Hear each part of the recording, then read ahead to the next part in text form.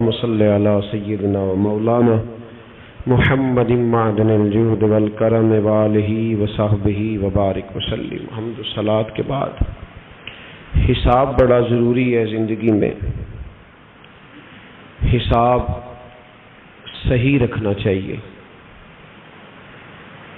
عرب کا ایک بڑا مشہور مقولہ ہے، بلکہ بعض لوگ تو اسے حدیث بھی کہتے ہیں۔ فرمایا کہ دوستی بھائیوں کی طرح کرو، لین دین اور حساب غیروں کی طرح کرو۔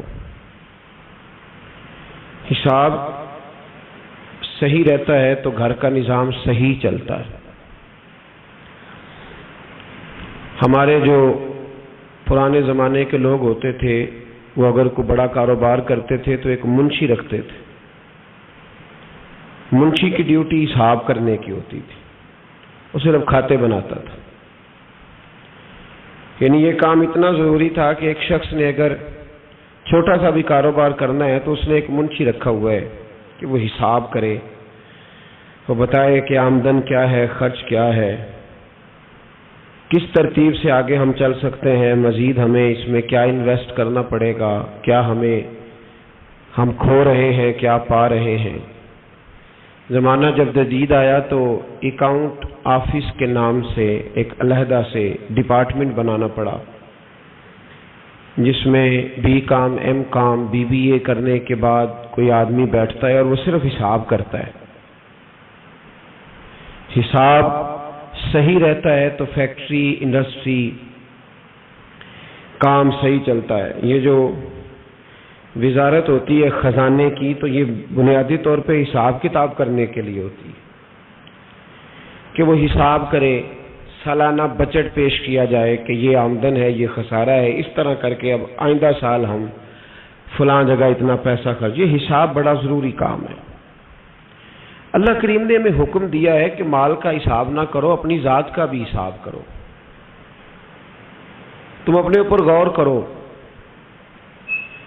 صوفیہ ایک مراقبہ کراتے ہیں، مراقبے کا یہی معنی ہوتا تھا کہ تھوڑی دیر بندہ اکیلے بیٹھے، وہ سوچے کہ اللہ کی نعمت کتنی ہے اور جواب میں میرا شکر کتنا ہے، میرے اوپر جو اللہ کی طرف سے آزمائش ہے وہ کتنی ہے، اور اس کے مقابلے میں جو اللہ کی دی ہوئی نعمتیں ہیں وہ کتنی ہیں۔ اس سے شکر اور صبر دونوں چیزیں سمجھ میں آتی ہیں۔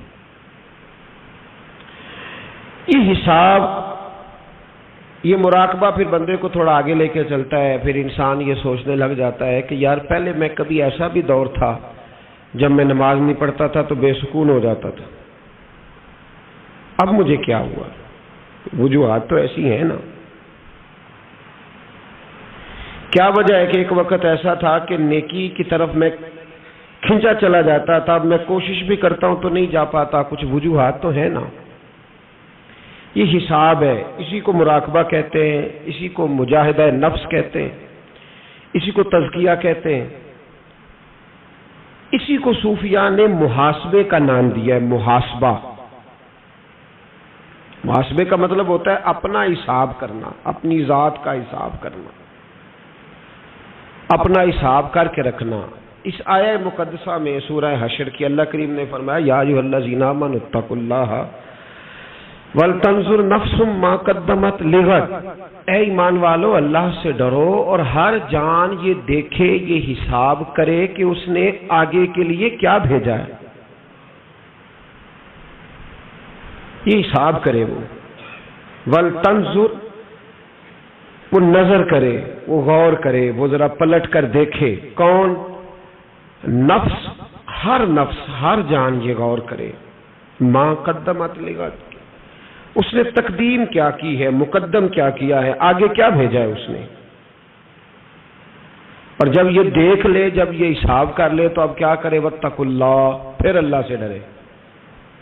ایک بار حساب کرنے سے پہلے ڈرے، ایک بار حساب کرنے کے کو نہیں سمجھ آئی آپ کو؟ ایک بار پہلے ڈرے، ایک بار جو ڈرے گا نہیں وہ حساب نہیں کرے گا، وہ کر ہی نہیں سکتا۔ جس کو پتہ ہے ابا جی کا خزانہ لوٹ بھی گیا تو ابا جانے، اس کا کام جانے۔ جس کو پتہ ہے غیر کا مال ہے وہ کیوں حساب کرے؟ جس کو پتا ہے کہ میرا کون سا اپنا ہے وہ نہیں کرے گا. حساب کون کرے گا؟ جو ڈرے گا، جسے احساس ہوگا وہ حساب کرے گا. پہلے ایک دفعہ فرمایا یا ایھا الذین آمنوا اتقوا اللہ، ایمان والو اللہ سے ڈرو. ولتنظر نفس ما قدمت لغد، حساب کر لو تم نے آگے کیا بھیجا ہے. اور جب کرو نا واتقوا اللہ، پھر ڈر جاؤ. 2 دفعہ ڈرو، ایک حساب کرنے سے پہلے، ایک حساب کرنے کے. کیوں دوبارہ کیوں ڈریں؟ اس لیے کہ اللہ کہتے ہیں والعصر ان الانسان لفی خسر، محبوب مجھے تیرے زمانے کی قسم انسان خسارے میں ہے. یعنی یہ جب بھی حساب کریں گے انہیں پتہ چلے گا کہ ہیں ہم نقصان میں، پتہ چلے. اور جب پتہ چلے گا تو پھر واتقوا اللہ، پھر دوبارہ اللہ سے ڈریں گے. فرمایا حساب کر لو ورنہ ان اللہ خبیر بما تعملون، تم خود حساب کر لو واللہ اللہ کو تو تمہارے سارے کاموں کی خبر ہے. ان اللہ خبیر، بے شک اللہ کو خبر ہے، بما تعملون، جو کام تم کرتے ہو. حساب کرنا بڑا ضروری کام ہے. اپنی ذات کا حساب کیا کرے، حساب کرے. آپ کل کیا تھے، آج آپ کیا ہیں. جب اپنا حساب کرتے ہیں تو پھر اپنی کمیاں تلاش کرنے پر مل جاتی ہیں، اس کا فائدہ ہوتا ہے. اپنے نفس کا، اپنی نبی پاک علیہ الصلوۃ والسلام نے فرمایا، ترمذی کی حدیث ہے، حضور نے فرمایا وہ سمجھدار ہے جو اپنا حساب کرے اور اپنی نیکیوں میں اضافہ کرے. تو پھر جو اس کا مخالف ہے وہ کون ہے؟ جو حساب کر کے نیکیوں میں اضافہ کرے. حضور فرماتے ہیں وہ کون ہے؟ سمجھدار. تو جو نہ کرے، کہ نا الاشیاء تعریف باضدادها، چیزیں اپنی ضد سے پہچانی جاتی ہیں. آپ نے جب عقل مندی یہ ہے کہ وہ حساب کرے. اچھا حضور صلی اللہ علیہ وسلم نے اسے ایک فکرے میں ہمیں بتا دیا کہ جب تم حساب کرو گے تو تمہیں سمجھ آئے گی ہم غلط ہیں، اور جب تمہیں پتہ چلے گا کہ ہم غلط ہیں تو پھر تم اپنی نیکیوں میں اضافہ کرو گے. تو یہ تمہاری سمجھدار. دیکھیں نا ایک آدمی نے حساب کیا، اس کے اکاؤنٹ آفیسر نے اس کو بتایا کہ صاحب آپ جو مال بنا رہے ہیں اس میں آپ کو نقصان ہے، جو کام آپ کر رہے ہیں وہ آپ کا کام درست نہیں ہے. اب جب اس کو حساب آ گیا تو اب اس بندے نے فوری طور پہ ایکشن لینا ہے. اس نے کرنا یہ ہے کہ اس نے اس طرح کرنا ہے کہ یا تو وہ کچھ اخراجات کم کرے گا یا وہ کچھ تھوڑی سی محنت بڑھائے گا کاروبار میں. اب وہ دیکھے گا کہ جہاں وہ خرچہ کم کر سکتا ہے خرچہ کم کرے گا، اگر کہیں کوئی انویسٹمنٹ زیادہ کرنی ہے اس کو زیادہ کرے گا. اور اگر یہ کاروبار صحیح نہیں چل رہا تو میرا خیال ہے عقل مند تاجر ہے وہ کہے گا کوئی نہیں چل رہا تو ٹھیک ہے چلتا رہنے دو، نقصان ہی ہے نا، خیر ہے. سمجھے بات کو. یہ طریقت کا سبق ہے محاسبہ نفس. اسے سمجھ آ گئی کاروباری بندے کو، تاجر کو، کہ یار یہ میرا نقصان ہے. اب اس کو تو 18 سال ہو گئے اس چوک میں بیٹھے ہوئے، روز اس گلی سے گزرتا ہے، دائیں والا دکاندار بھی واقف ہے، بائیں والا بھی، سامنے والا بھی، ہو نقصان دہ. کیا کرے گا بھائی؟ اس گلی سے بھی پیار ہے، چوک سے بھی پیار ہے، دوستوں سے بھی پیار ہے، سارا کچھ ہے. دکان رکھے گا کہ چھوڑ دے گا؟ تو کہے نہیں اب میں کیسے چھوڑوں. اس بات کو سمجھ لیں. حضرت حسن بصری رحمت اللہ علیہ سے کسی نے کہا تھا حضور بندہ نیک کیسے ہو سکتا ہے؟ تو آپ فرمانے لگے جو جگہ اسے گناہ پر اکساتی ہے وہ جگہ چھوڑ دے. جو دوست یار سنگت بیلی اسے گناہ پر اکساتے ہیں وہ لوگ جی. اس بندے نے فوراً کہا کہ سالوں کا رشتہ چھوڑ دے، ہزاروں گھنٹے ہزاروں ساتیں بیتی، کیسے چھوڑ دے؟ آپ نے یہ مثال دی. اور میں کاروبار میں نقصان ہوگا تو چھوڑتا جائے گا یا کرتا جائے گا؟ میں ایک مثال دیتا ہوں. یہ CNG کتنی زیادہ تھی لاہور سے پنڈی تک. صبح سے شام تک لوگ دفتروں میں آ کے بیٹھتے تھے. CNG پہ ایک ٹائر والا بیٹھا ہوتا ہے، اس سے بھی دوستی ہو جاتی ہے، شاپ والے سے بھی ہو جاتی ہے، سارے تعلق رشتے تھے لوگوں کے، آباد تھی. لیکن جب نقصان ہونے لگا، یہ عجیب منظر ہے نا کہ دنیا کا نقصان ہونے لگے تو بندہ جگہ چھوڑ دیتا ہے. اور جب تو دیکھے کہ میری ذات کا نقصان ہونے لگا، پہلی بات تو یہ ہے کہ ہم محاسبہ نہیں کرتے، اپنا حساب نہیں لگاتے، اپنا حساب نہیں لگاتے. کبھی کبھی کوئی بندہ آتا ہے نا تو وجد کرا جاتا ہے. ایک صاحب میرے پاس آئے، کہنے لگے حضرت صاحب ذرا مجھے دیکھو، جو کام بھی کرتا ہوں میرا بگڑتا ہے، آگے ہاتھ بڑھاتا ہوں میرا ہاتھ پیچھے جاتا ہے، آگے چلتا ہوں، ذرا میرا حساب تو لگائیں. اللہ اکبر.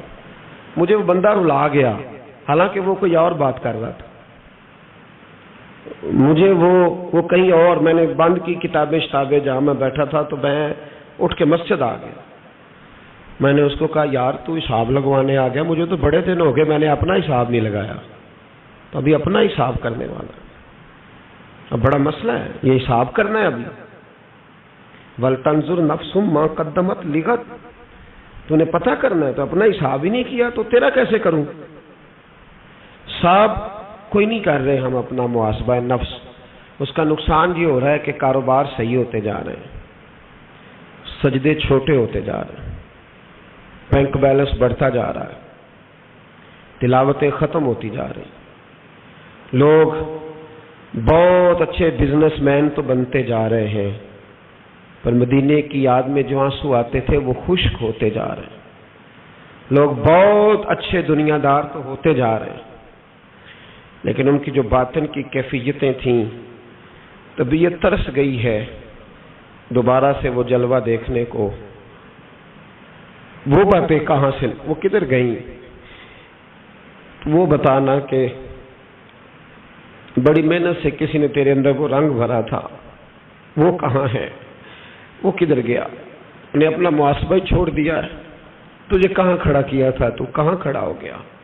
تو نے سوچا ہی نہیں. حضرت سلمان فارسی بیمار تھے، ایک صحابی تیمارداری کرنے گئے تو جناب سلمان فارسی رو پڑے. انہوں نے کہا روتے کیوں ہو؟ اب تو صحابی ہیں. تو فرمانے لگے جہاں مجھے حضور کھڑا کر گئے تھے میں وہاں کھڑا نہیں رہ سکا. اب جب اپنا حساب کرتا ہوں تو ڈر آتا ہے. نے کہا حضور یہ آپ کیا فرما رہے ہیں؟ فرمایا حضور نے مجھے کہا تھا دنیا داری نہ کرنا، اور میں دنیا دار ہو گیا. وہ کہنے لگے دنیا داری دکھاؤ تو صحیح. تو حضرت سلمان فارسی فرمانے لگے دیکھو نا، ایک پیالے سے بھی گزارا ہو سکتا ہے، میرے گھر میں 2 ہیں، نہیں نہ ہونے چاہیے تھے. وہ مجھے کہاں کھڑا کر گیا تھا، میں آج کہاں کھڑا ہوں. تیری تصویر میں وہ رنگ بھرے ہیں میں نے، لوگ دیکھیں گے تجھے اور پہچانیں گے مجھے. بھائی اپنا محاسبہ تو کر. وہ چیزیں کدھر گئیں؟ وہ جو تیرے اندر ہوتی تھی، وہ جو چیز تجھے کھینچ کے لایا کرتی تھی کبھی مسجد، وہ اب کدھر ہے؟